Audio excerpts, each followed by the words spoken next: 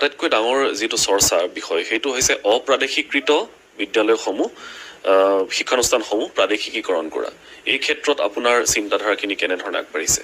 প্ৰাদেশিকৰণ যিখন আইন হ'ল 2017 হয় সেইখন বহুত ভাবি চিন্তি বহুত ইণ্টাৰ ডিপাৰ্টমেণ্টেল কনচালটেশ্যন কৰি বিভিন্ন হাইকোৰ্টৰ জাজমেণ্ট সুপ্ৰিম কোৰ্টৰ জাজমেণ্ট এই সকলো দিশ চালি জাৰি চাই 2017 চনৰ প্ৰভিন্সিয়েলাইজেশ্যন আইনখন হ'ল হয় সেই আইনৰ আওতাৰ পৰা যিখিনি বাদ পৰি গ'ল সেইখিনি সম্পৰ্কে নতুন চিন্তা একো হোৱা নাই কিন্তু যোৱাকালি মাননীয় মুখ্যমন্ত্ৰী এটা ইংগিত দিছে তেওঁ যোৱাকালি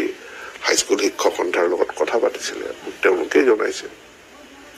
যে ইয়াত কৰ্মৰত শিক্ষক শিক্ষয়িত্ৰীসকলক এককালীন কিবা এটা সেটেলমেন্ট দি সমস্যাটো সমাধান কৰিব পাৰি নেকি যেহেতু শিক্ষক বা শিক্ষয়িত্ৰীসকল তেওঁলোক প্ৰভিন্সিয়েলাইজেশ্যনৰ আওতালৈ নাহিলে কিন্তু তেওঁলোকে ইমান দিন সেৱা আগবঢ়াইছে এইটোতো সত্য তাৰ যদি তথ্য প্ৰমাণ আছে এতিয়া হয়তো বহুতৰে